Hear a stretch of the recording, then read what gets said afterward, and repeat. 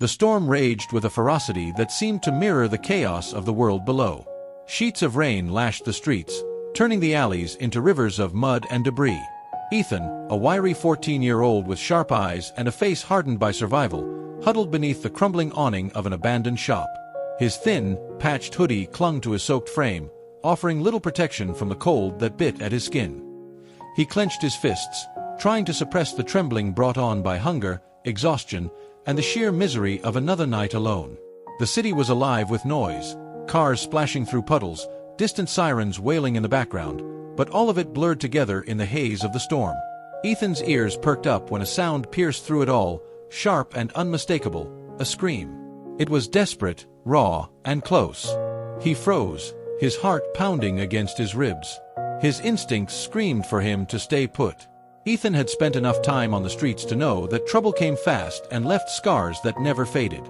But something about the scream, it wasn't a threat, it was fear, pure and unguarded. Against his better judgment, he peeled himself away from the safety of the awning and stepped into the deluge. Each step felt like a battle as he waded through puddles that soaked his tattered sneakers. The city's alleys were a maze, and in the dead of night, they seemed even more sinister. Shadows stretched like claws across the walls, and the occasional flicker of a dying street lamp only made the darkness more oppressive. Ethan knew better than to trust anything here, but the pull of that scream was irresistible. Rounding a corner, he stopped abruptly. In the dim light, he saw an elderly man lying in the middle of the alley, his body crumpled like a discarded piece of paper. The man's frail frame was drenched, his clothes clinging to him like a second skin. One leg was twisted at an unnatural angle, and his face contorted in pain. He clutched his knee with trembling hands, his breaths shallow and rapid. Ethan's survival instincts kicked in, warning him to turn around. A lifetime on the streets had taught him to stay out of other people's problems. But something kept him rooted to the spot, a faint, nagging voice in the back of his mind that he hadn't heard in years. Compassion. "Hey, are you okay?" Ethan's voice cracked as he stepped closer, the words barely audible over the pounding rain. The man's head jerked up, his eyes glazed and unfocused. "Help," he croaked, his voice barely more than a whisper. I think it's broken." Ethan hesitated. He had no reason to help a stranger. The streets were a place where kindness often went unrewarded, or worse, punished. But as he looked at the old man's face, pale and lined with pain, he saw something that stopped him. A flicker of humanity. The same humanity he'd been struggling to hold on to. I'll help you," Ethan said, more to himself than to the man. His hands shook as he knelt down, mud and rain soaking his knees. He had no idea what he was doing, but he couldn't walk away. "Can you tell me your name?" The man winced, clutching at Ethan's arm. "David," he said through gritted teeth. "My name's David. Please, don't leave me here." "I won't," Ethan promised, though a knot of fear twisted in his stomach. As he surveyed the man's injuries, he had no idea what he was getting himself into. But something told him this wasn't just about saving a stranger. It felt like the beginning of something much bigger, something that would turn his world upside down. Ethan steadied his breathing, focusing on the man's pained expression as he tried to keep his hands from trembling. Ethan Clark," the boy introduced himself after a beat, his voice growing steadier as his focus narrowed on the man's injury. "What's your name?" The man groaned, his face pale and contorted as he clenched his jaw. Mateo Reyes," he managed, each word strained. His eyes flickered with desperation, locking onto Ethan's. "Please, you can't leave me here. Don't go." Ethan glanced around the alley, his panic building. The street outside was eerily quiet, the storm's fury drowning out any distant signs of life. He was alone, just a kid in a city that didn't care whether he lived or died. And now, this man, an injured stranger, was depending on him. I'll figure something out," Ethan promised, though his voice wavered under the weight of those words. He started to stand, his mind racing with ideas, but Mateo's hand shot out, gripping his wrist with startling strength. "Please," Mateo gasped, his voice cracking under the weight of his fear. "Don't leave me. I can't do this alone." Ethan swallowed hard, feeling an unfamiliar ache in his chest. He didn't know why, but he couldn't walk away from this. The streets had taught him to look out for himself, to run when things got bad, but something in Mateo's eyes kept him rooted. "All right," Ethan said finally, his voice firming up. "I'm not going anywhere." He lowered himself back to the wet ground, his clothes soaking up more of the cold. A shiver ran through him, but he ignored it, focused on Mateo's labored breathing and the pounding rain around them. The minutes dragged on, the storm showing no mercy. Mateo groaned, his face twisted in agony as Ethan tried to think of a solution. He had no phone, no way to call for help. His world had never included things like phones or ambulances. His survival was always on foot and by instinct. "I don't have a way to call anyone," Ethan admitted, his voice barely audible over the storm. Mateo blinked slowly, his energy fading. My phone," he muttered, nodding weakly toward the inside of his jacket. "Pocket." Ethan hesitated, then leaned forward, fumbling through the damp fabric of Mateo's coat. His fingers brushed against the cold edge of a phone, and relief flooded through him. Pulling it out, he stared at the cracked screen, unsure if it would even work in this rain. But when he pressed the power button, the screen lit up, and hope sparked in his chest. He quickly dialed the emergency number, his voice trembling as he explained their situation. "There's a man hurt. He's really bad. We're in the alley off 3rd and San Vicente. Please, send someone fast." The operator assured him that help was on the way, but it did little to ease Ethan's anxiety. The rain continued to lash at them as he waited, the minutes stretching into what felt like hours. Ethan stood guard, glancing toward the alley's entrance, willing the lights of an ambulance to appear. "I'm here," Ethan replied, glancing back at Mateo. The man's pale face and shallow breaths filled Ethan with a sense of urgency and fear. What if the help didn't come in time? The wind whipped across Ethan's face, sending chills down his neck as the rain trickled into his hoodie. He shivered but didn't move. Despite the fear clawing at him, he knew one thing for certain. He couldn't abandon Mateo now. "You're going to be okay," Ethan said, unsure if the words were more for Mateo or himself. "Help's coming. Just hang on." Mateo's lips parted as if to say something, but his voice was too weak. His hand fell limply to the ground, and Ethan leaned closer, trying to catch every sound. In that moment, Ethan felt a shift, a deep, inexplicable sense that something in his life was changing. The boy who had been invisible to the world now found himself thrust into a situation bigger than himself, and he had no choice but to face it. The minutes stretched unbearably, each second weighed down by Javier's growing anxiety. He cast nervous glances toward the alley's entrance, his thoughts racing. The streets were alive with unseen dangers, and he knew all too well how quickly things could turn. Anyone could stumble across them, a thief, a gang member, or worse, and they'd both be easy targets.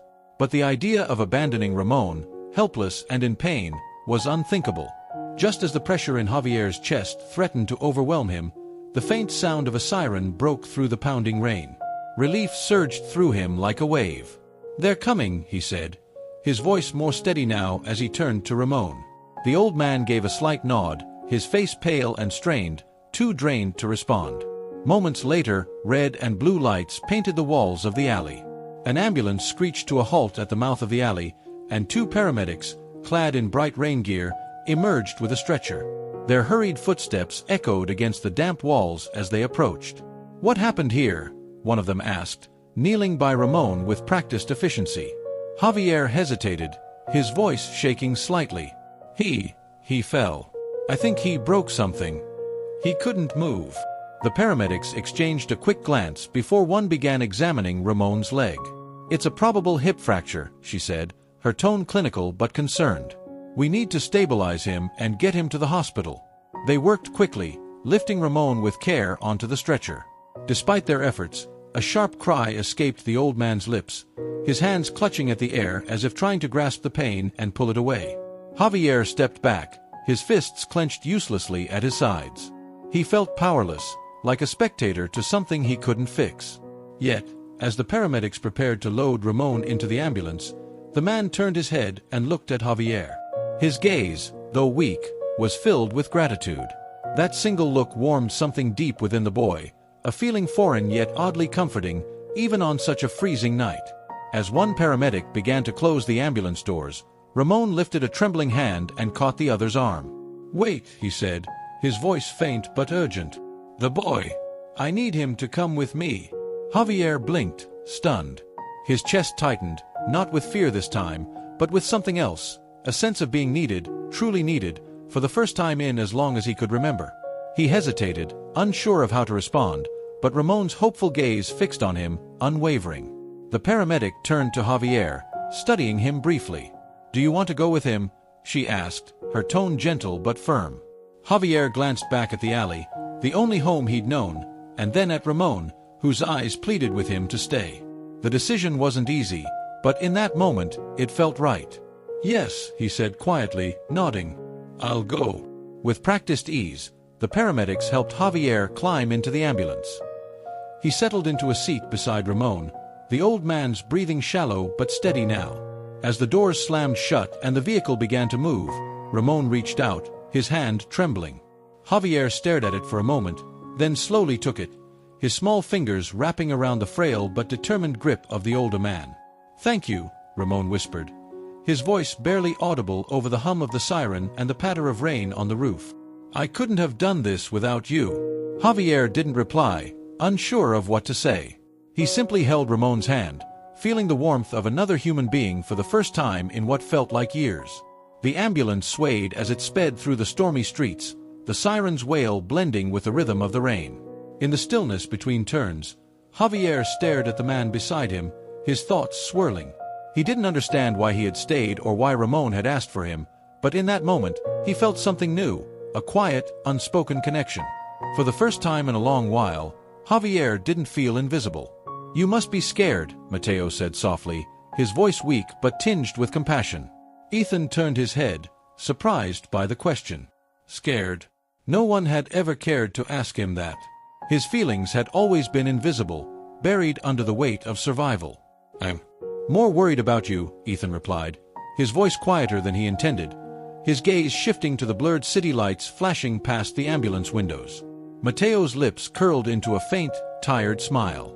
It wasn't much, but it was genuine. "You're a strong boy, Ethan. I've seen a lot in my life, but kids like you, you're rare." "Brave?" Ethan shrugged, not sure how to respond. "Brave?" He didn't feel it. His hand still shook, his heart still raced with the fear of what could have happened back in that alley. Yet something about the way Mateo spoke made him want to live up to the word, even if just for tonight. The silence between them was punctuated by the rhythmic wail of the ambulance siren. Ethan looked out the window again, his thoughts a tangle of questions and doubts. He had faced the world alone for so long, shutting everyone out because it hurt less that way. But here, beside this frail stranger, something stirred inside him. A flicker of warmth. Connection. "Sir," Ethan began hesitantly, unsure if he should pry. "What were you doing in that alley?" Mateo exhaled deeply, the sound weighed down by more than just his physical pain. His eyes drifted toward the ceiling of the ambulance as if searching for answers. "I was heading home," he admitted. "But my mind, it was elsewhere. I didn't see the hole in the sidewalk until it was too late." His voice cracked slightly, frustration mingling with the memory of his misstep. Ethan nodded slowly. He didn't know what to say, but Mateo's words felt raw, honest, different from what he expected. The man didn't seem like someone used to asking for help, and yet here they were, strangers brought together by sheer chance. After a long pause, Ethan spoke again, his voice quieter this time. Do you have any family?" Mateo's face shifted, the lines on his forehead deepening. For a moment, Ethan thought he wouldn't answer. But finally, Mateo sighed, his voice breaking under the weight of emotion. "No," he said, his eyes glistening. "I'm alone. I lost my wife years ago. She was everything to me. And our son," he paused, swallowing hard. "He's gone too." The words hung heavy in the air, their meaning sinking into Ethan like a stone. He stared at Mateo, his chest tightening. He'd lost plenty in his own life, but he never imagined someone like Mateo, who seemed so composed despite the pain, could carry that kind of sorrow. "I don't have anyone either," Ethan murmured, his voice barely audible over the hum of the ambulance. "My parents, they're gone. And I've been on my own since." For a moment, neither of them spoke. Then Mateo reached over, his frail hand squeezing Ethan's. The gesture was small, but it spoke volumes. "I'm sorry, Ethan," Mateo said softly. "No child should have to face the world alone. It isn't right." Ethan just nodded, unable to trust his voice. A lump formed in his throat, but he forced it down. He wasn't used to this, feeling understood, seen. He wasn't sure he liked it, but he didn't hate it either. The ambulance jerked slightly, then came to a stop. The siren faded, replaced by the sound of the back doors opening. Bright hospital lights spilled into the small, enclosed space, momentarily blinding Ethan as he blinked against the glare. "We're here," one of the paramedics said, stepping inside. They moved quickly, unbuckling Mateo's stretcher and preparing to unload him. Ethan shifted to the side, unsure of what to do. As they wheeled Mateo toward the doors, the old man turned his head toward Ethan, his gaze steady despite his exhaustion. "Stay close," Mateo said, his voice thin but determined. "I need you with me." Ethan hesitated, glancing at the paramedics as if waiting for them to protest. But no one stopped him. Nodding, he stepped out of the ambulance and into the crisp air of the hospital bay. "We're here," one of the paramedics said, steadying Mateo as they helped him out of the ambulance. Ethan followed closely, his shoes squeaking on the wet hospital floor. The bright fluorescent lights and bustling corridors felt overwhelming, a sharp contrast to the cold, dark streets he knew so well. People hurried past, their voices blending with the hum of machines and distant intercom announcements. Everything felt foreign, like a world Ethan didn't belong to. As the paramedics guided Mateo down the hallway, the older man reached out and took Ethan's hand again. His grip, though weak, conveyed an unspoken plea. "Don't leave me now, Ethan," Mateo said, his voice tinged with both fear and vulnerability. "I'm not going anywhere," Ethan replied, his tone firm despite the turmoil swirling inside him. He barely understood why he was still here, but he knew he couldn't abandon the man now. They reached an examination room where a nurse gently intercepted. "You'll need to wait outside, son," she said kindly, nodding toward the chairs in the hallway. Reluctantly, Ethan let go of Mateo's hand and sat down. His body felt heavy as exhaustion caught up with him, the adrenaline from earlier beginning to wear off. He leaned back in the chair, closing his eyes for what felt like the first time all night. The noises of the hospital faded into the background, and for a brief moment, he thought he might drift off. "Ethan!" Mateo's voice broke through the fog, sharp with urgency. Ethan bolted upright, his heart racing as he rushed back to the door. Mateo lay on a stretcher just inside the room, his face pale but his eyes alive with worry. "What's wrong, Mr. Mateo?" Ethan asked, his voice tight with concern. Mateo motioned for him to come closer. His breathing was shallow, but his words were resolute. "Ethan, I don't want you to go back to the streets. I want you to stay with me. I know this might sound strange, but I believe we were meant to cross paths tonight." Ethan froze, the words catching him off guard. No one had ever spoken to him like that, with such sincerity and care. He looked at Mateo, searching his expression for any sign of deceit, but all he saw was a quiet determination. "Why?" Ethan asked, his voice small, almost a whisper. "Why would you do that for me?" Mateo smiled, a faint but genuine curve of his lips that softened his worn features. "Because I see something special in you, Ethan. You've been dealt a hard hand, but you're still here. You didn't leave me when most would have walked away. That kind of strength, it's rare. It's worth fighting for." The cold, artificial light of the hospital reflected off the sterile walls, making the moment feel surreal. Ethan glanced toward the nurses bustling around Mateo, preparing him for surgery. Their calm efficiency seemed at odds with the storm of emotions building inside him. Mateo's words lingered in the air, unsettling but strangely comforting. "I want you to stay with me," Mateo repeated, his voice filled with quiet urgency. "We'll figure everything else out. I don't have much, but what I have, it's yours. I can't let you go back to that life. Not after tonight." Ethan's chest tightened as he tried to process the offer. The idea of a different life, one where someone cared whether he lived or died, felt foreign and impossible. He wanted to believe Mateo, but doubt clawed at him. "But why me?" he asked, his voice trembling. "I don't know how to live any other way." Mateo reached out, his hand hovering until Ethan instinctively took it. "You'll learn," he said, his tone firm but kind. "And I'll help you. No one should face the world alone. Not you, not anymore." Ethan stared at him, the weight of Mateo's words settling heavily on his shoulders. For the first time in years, He allowed himself to hope, even if just a little. His life had been nothing but survival, day after day, but maybe, just maybe, this was the start of something new. You don't have to have all the answers now, Mateo said softly, his voice steady despite his exhaustion. Just promise me you'll think about it. I believe in you, Ethan. More than you believe in yourself. Ethan didn't reply right away. His eyes dropped to the floor, his thoughts spinning in a whirlwind of doubt and hope. For as long as he could remember, his life had been about surviving one day at a time, convinced that was all he could ever expect. But now this man, this stranger, was offering him something he had never dared to dream of, a chance to change his path. Finally, Ethan spoke, his voice barely above a whisper. Okay, I'll stay. A wave of relief washed over Mateo's face, his smile faint but filled with warmth.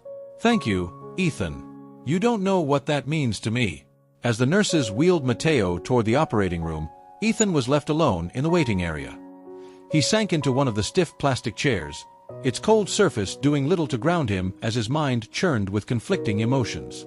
The sterile smell of the hospital, the hum of fluorescent lights, and the distant voices of staff all faded into the background as he stared blankly at the tiled floor. For the first time in years, Ethan allowed himself to wonder, what if life didn't have to be this hard? What if he could have a warm bed, regular meals, and, most unbelievable of all, someone who cared about him? The idea felt fragile, like a bubble that might burst if he dared to hope too much. As the hours stretched on, exhaustion finally caught up with him. Ethan leaned back in the chair, his eyelids heavy, and drifted into an uneasy sleep. His dreams were a chaotic blur of stormy streets, the harsh glow of ambulance lights, and Mateo's pained face. The images shifted quickly, fading into a strange but comforting vision of a warm home and a steady hand guiding him. A gentle touch on his shoulder pulled him from sleep. Ethan blinked groggily, looking up to see a nurse with a kind smile.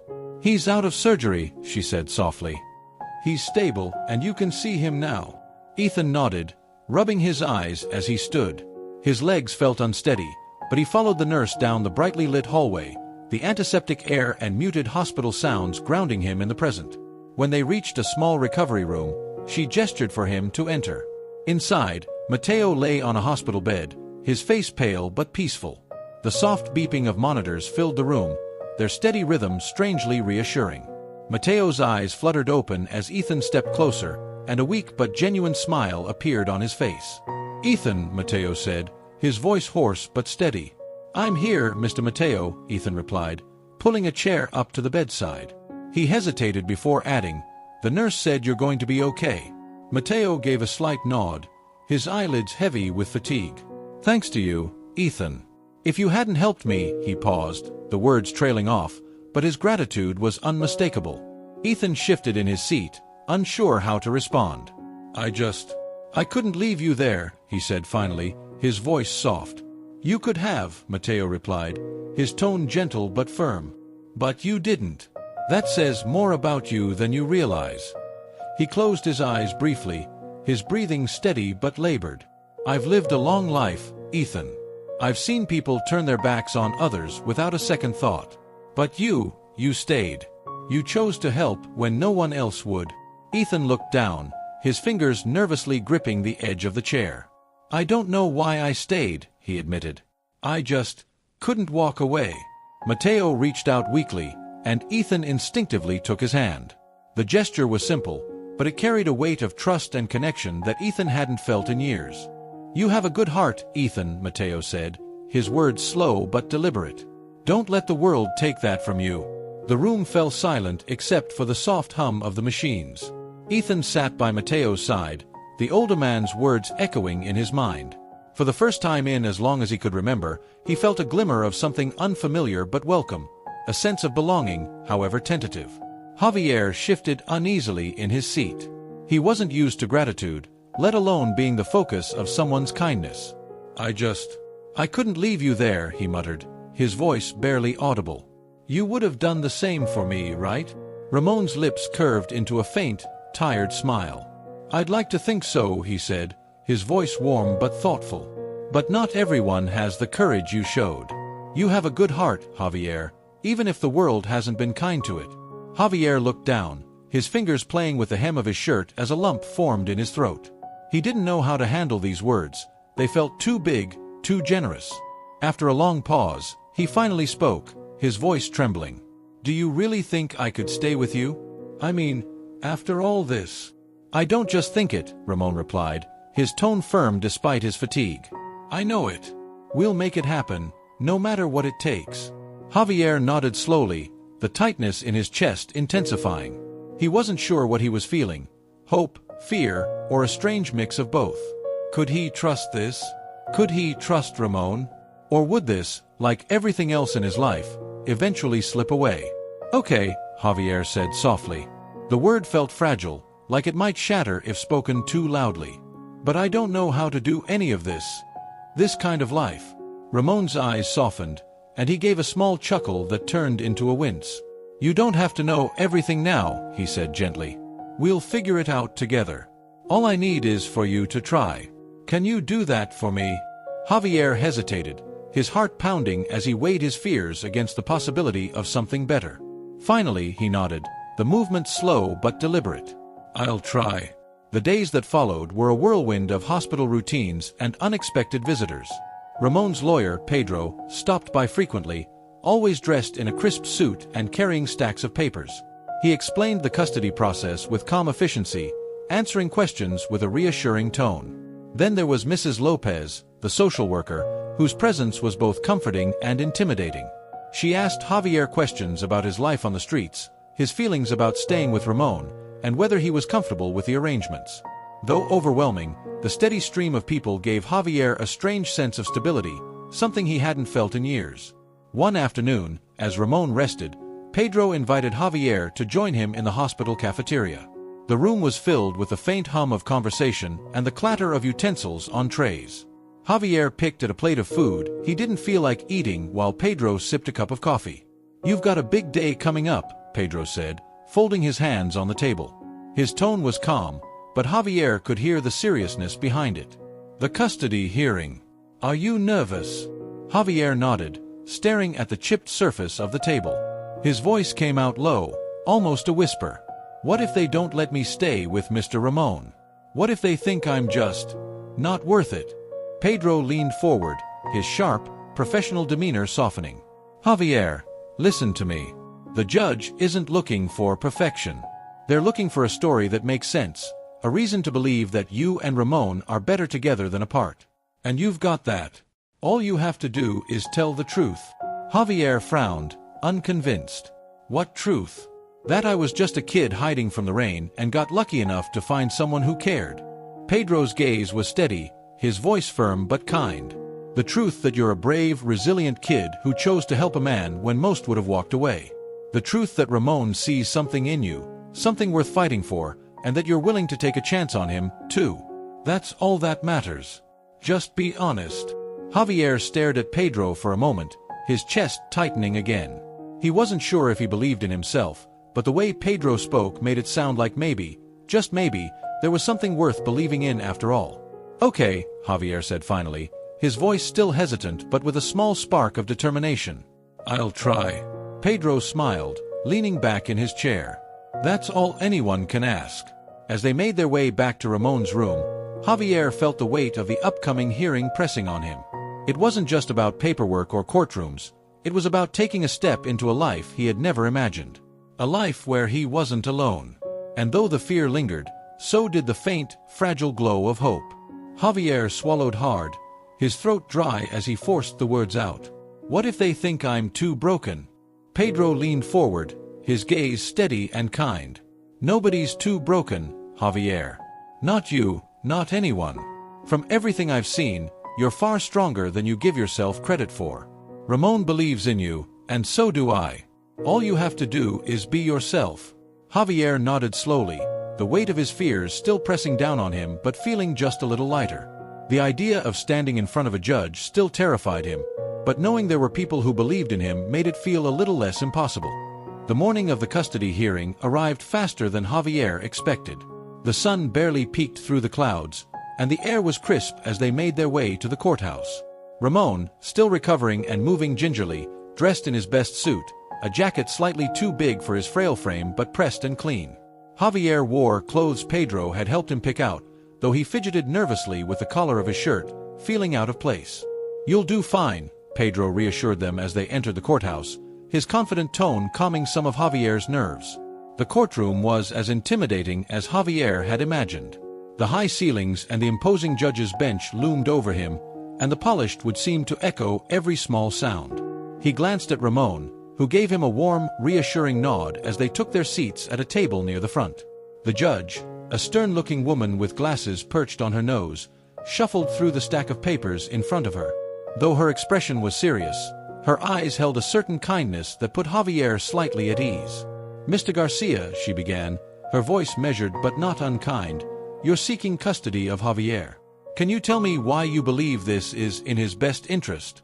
Ramon straightened as much as his healing body would allow, his hands folded neatly on the table. Though his voice was quiet, it carried conviction. "Your Honor, Javier saved my life. That night, he could have walked away. Most people would have. But he didn't. He stayed. He showed more compassion and courage than many adults I've known in my lifetime." He paused, his voice faltering slightly before he regained his composure. "He's been through more than any child should have to endure, but he hasn't let it harden him completely. I see so much potential in him, potential that deserves a chance to grow in a safe, stable home. I want to give him that. I want to give him what no one else has, the chance to truly live." The judge nodded thoughtfully, then shifted her gaze to Javier. "And you, young man," she said, her voice softening slightly. "How do you feel about this arrangement? Why do you want to stay with Mr. Garcia?" Javier's heart pounded in his chest as he stood on shaky legs. His hands trembled slightly as he clutched the edge of the table, but he took a deep breath and forced himself to speak. "I've been alone for a long time," he began, his voice quivering but growing steadier with each word. "Nobody's ever cared about me before. Nobody even noticed me. But Mr. Ramon, he did. He made me feel like I matter. Like I'm more than just another kid on the streets." He paused, his throat tightening as he fought back the swell of emotion. "I want to stay with him because he's the first person who's ever believed in me. And I think, maybe, I could learn to believe in myself too." The courtroom fell silent as Javier sat back down, his heart hammering. He couldn't look at the judge, couldn't bring himself to meet her gaze as the weight of his words hung in the air. The judge leaned back slightly, her expression unreadable as she studied the pair before her. After a moment that felt like an eternity, she spoke. "This is an unusual case," she began, her tone thoughtful. "But it's clear to me that there's a strong bond between you two. I believe it's in Javier's best interest to grant Mr. Garcia custody." Javier blinked, his breath catching in his throat. "Did she just say?" Ramon exhaled sharply beside him, his hand finding Javier's and squeezing tightly. "Thank you, Your Honor," Ramon said, his voice thick with emotion. The judge nodded, her stern expression softening as she gathered her papers. "I wish you both the best," she said before rising and exiting the room. Javier turned to Ramon, who was smiling despite the tears welling in his eyes. "You did it, Javier," Ramon said, his voice breaking. "We did it." Javier felt the knot in his chest loosen, replaced by something he hadn't felt in years, relief. For the first time, he let himself believe that maybe, just maybe, things could get better. And for the first time, he wasn't alone. Natural light. Javier's fingers brushed against the edge of the desk, as if testing whether it was real. He had spent so many nights sleeping on hard pavement or huddled in doorways, and now, this space, a room of his own, felt like stepping into a dream. "You don't have to do anything with it right away," Ramon said from the doorway, his voice soft and encouraging. "It's yours. Make it your own, in your own time." Javier turned to look at Ramon, his chest tightening with emotion he didn't fully understand. "I've never had a room before. Not like this." Ramon smiled gently. "Well, now you do. And you deserve it." Javier nodded, his throat too tight to speak. He set his backpack down carefully at the foot of the bed, as if afraid of disturbing the perfect simplicity of the space. His gaze drifted to the window, where sunlight danced across the floor, and for the first time in as long as he could remember, he felt something that almost felt foreign: safety. "Take your time," Ramon said after a moment, sensing Javier needed space to process. "I'll be in the kitchen if you need me." Javier listened to Ramon's footsteps fade down the hall, leaving him alone in the room. He sat on the edge of the bed, the mattress firm but far more comfortable than anything he had ever slept on. His hand rested on the blanket, and he couldn't help but let out a small, incredulous laugh. How had his life turned so completely in such a short time? He glanced at his backpack, its frayed edges a reminder of the life he was leaving behind. The streets had been his home, his battle, his reality. And now, here he was, standing on the edge of something entirely new. A quiet knock at the door broke his thoughts. Ramon peeked in, holding 2 mugs. "I thought you might like some hot chocolate," he said with a grin. "It's not fancy, but it's a start." Javier's eyes lit up as he stood to take one of the mugs. "Thanks," he said softly, the warmth of the cup seeping into his hands and chasing away the last chill from outside. They sat together in the small kitchen, the sunlight filling the room as they sipped their drinks. For a while, neither of them spoke, but the silence felt natural, easy. It was the kind of quiet that didn't need words to fill it. "So," Ramon said eventually, setting his mug down, "what do you think? Ready to start this new adventure?" Javier hesitated, then nodded, his smile growing just a little bit wider. "Yeah," he said. "I think I am." And for the first time in years, Javier didn't feel like he was fighting against the world. He felt like he had a place in it, and someone by his side to help him figure it out. The future no longer felt like something to fear. It felt like something to look forward to. "Javier," Ramon began, his voice soft but carrying a weight of meaning, "do you ever think about what you want to do with your life? Your dreams?" Javier glanced at him, startled by the question. He hadn't had the luxury of dreaming for so long that the thought felt foreign. I don't know," he admitted, his voice quiet. "I never thought I'd get this far. I was just trying to make it to the next day." Ramon nodded thoughtfully, his gaze fixed on the horizon where the sky blazed with hues of orange and pink. "That's understandable," he said. "But now, you've got a chance to think bigger, to imagine more." Javier was quiet for a moment, staring at his hands as he thought. "I like drawing," he said finally. "It's the only thing that makes sense sometimes. When everything felt too hard, I just sketch whatever came to my mind." Ramon smiled warmly. "Then that's where we start. You've got a talent, Javier. And talent deserves to be nurtured." Javier looked up at him, a mix of hope and doubt in his eyes. "Do you really think I could do something with it? Like, make a living?" "I don't just think it," Ramon replied, his voice steady with conviction. "I know it. But it's not just about making a living. It's about finding what makes you happy, what makes you feel alive. And if drawing is that thing, then we'll figure out a way to make it a part of your life." Javier's lips curved into a small, tentative smile as he let the idea settle in. For the first time, he began to imagine a future that wasn't defined by survival but by creation, by growth, by joy. They sat in companionable silence for a while, the cool evening breeze carrying with it the faint scent of grass and distant flowers. The world felt wide and open, and for once, it didn't feel so daunting. "You know," Ramon said after a while, his tone lighter, "I think we're both starting a new chapter. You with your art, and me with the privilege of watching you become whoever you're meant to be." Javier chuckled softly, his heart warming at the thought. "And you're sure you're ready to put up with me for all of that?" Ramon laughed, a sound deep and genuine. "Absolutely. And trust me, kid, it's my privilege." Javier leaned back against the porch railing, feeling the weight of the past slowly lifting from his shoulders. He still had doubts, still had fears, but he also had something he hadn't felt in years, a sense of belonging, a sense of possibility. As the sun disappeared below the horizon, casting the world into a soft twilight, Javier and Ramon sat side by side, two people who had found each other in the most unlikely of circumstances. And together, they were ready to face whatever the future might bring. "You know," Ramon began, his voice thoughtful as he gazed out at the horizon, "I spent so much of my life chasing things that didn't matter. Money, success, all of it. But none of it ever brought me the peace I feel now, sitting here with you." Javier looked over at Ramon, the older man's words resonating deeply. He thought of all the nights he had spent on the streets, dreaming of a life he never thought he could have. "I never thought I'd have something like this," Javier said quietly.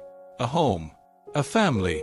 Ramon reached out and placed a steady hand on Javier's shoulder, his grip firm and reassuring. "You deserve it, Javier. You've earned it." And no matter what happens, we'll face it together. The seasons shifted, bringing changes to both of their lives. Javier grew taller, his confidence blossoming as he discovered more about himself and the world.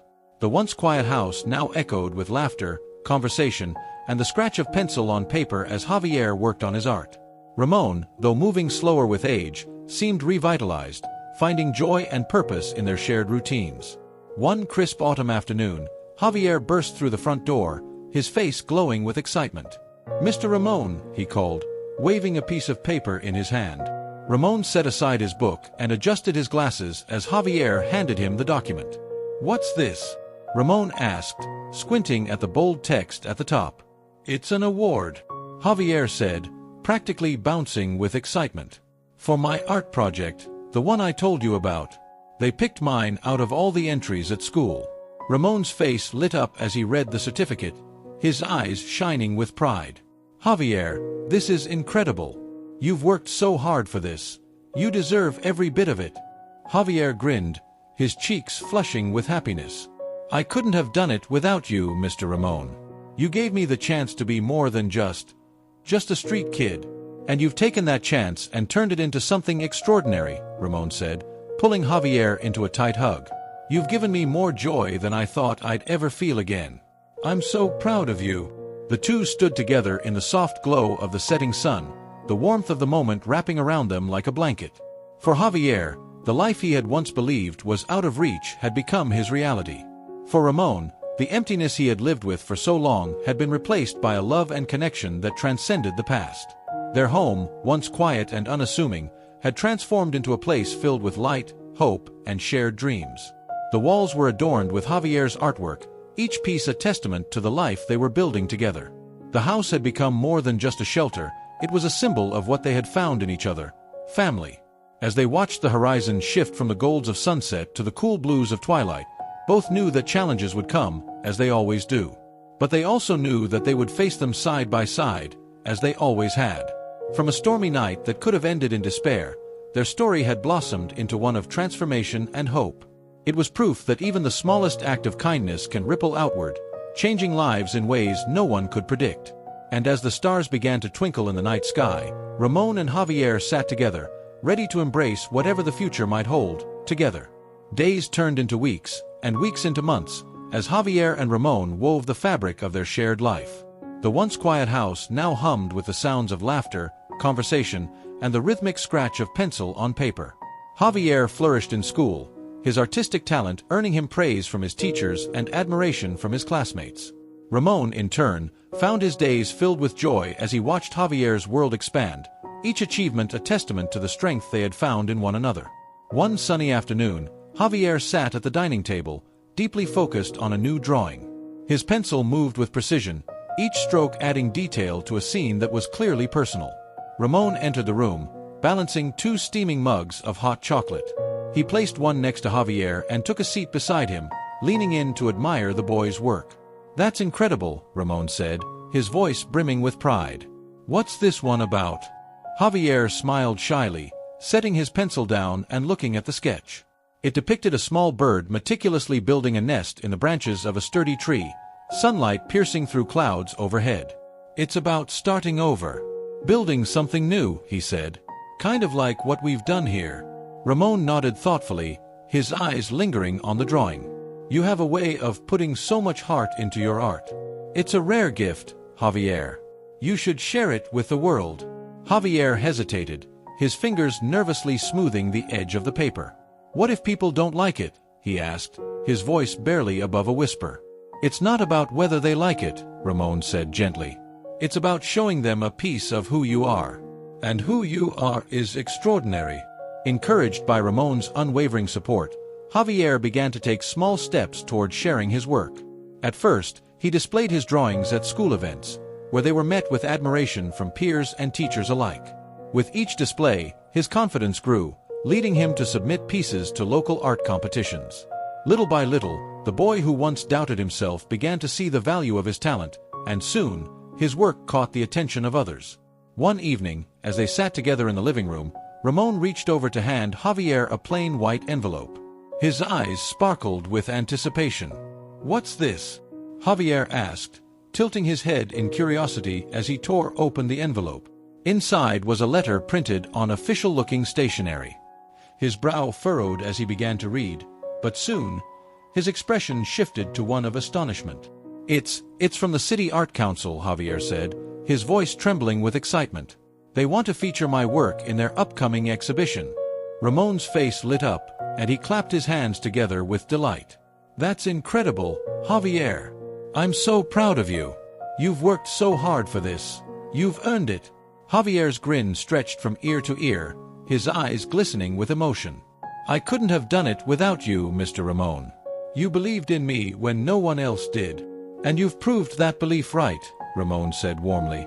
This is just the beginning for you, Javier. The world is going to see the incredible person I've always known you are. Javier hugged the letter close to his chest, feeling a surge of pride and gratitude.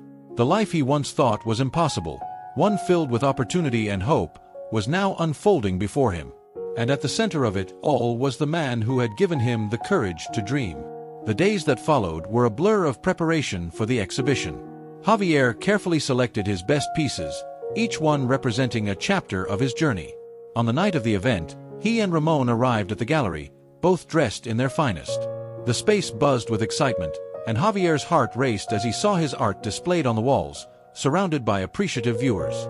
As people admired his work and asked questions about his inspiration, Javier felt something he hadn't experienced before: validation.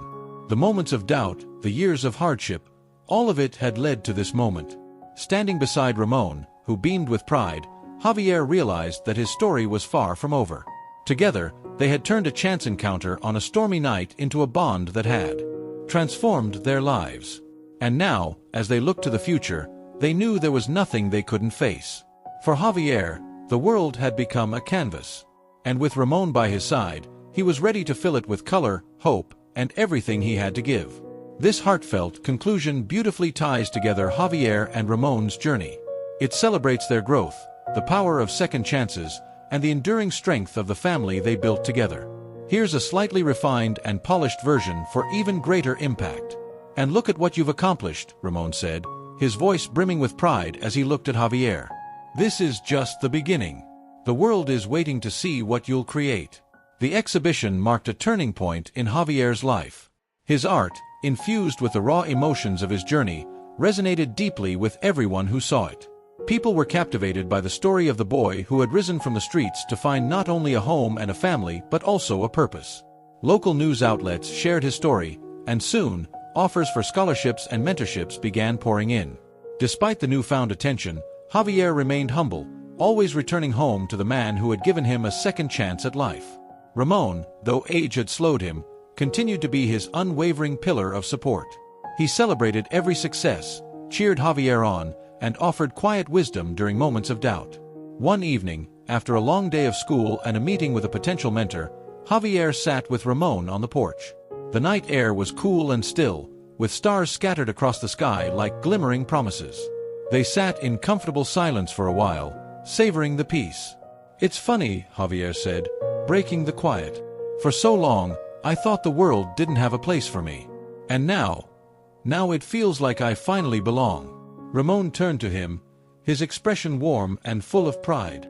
He placed a hand on Javier's shoulder, his touch firm yet gentle. You've always belonged, Javier. The world just needed time to catch up and see it. And you've made me prouder than I ever thought possible. Javier's smile grew, his heart swelling with gratitude and love. You've changed my life, Mr. Ramon, he said softly. I hope you know that. Ramon's voice was equally tender as he replied, and you've changed mine, Javier, in ways I never thought possible. As the years went by, Javier's talent and hard work carried him to places he had never dared to dream of. His art continued to inspire, a testament to resilience, hope, and the beauty that can arise from even the darkest of places. But no matter where life led him, Javier always returned to the small house where it all began, to the man who had seen his potential when no one else did. Together, Javier and Ramon proved that even in the most challenging circumstances, kindness and love have the power to transform lives. They showed that family is not defined by blood, but by the bonds we choose to create and nurture. And so, with their hearts full of gratitude and their lives forever intertwined, Javier and Ramon faced the future with strength and optimism. Together, they had found more than just a home. They had discovered hope, love, and the promise of endless possibilities. The end.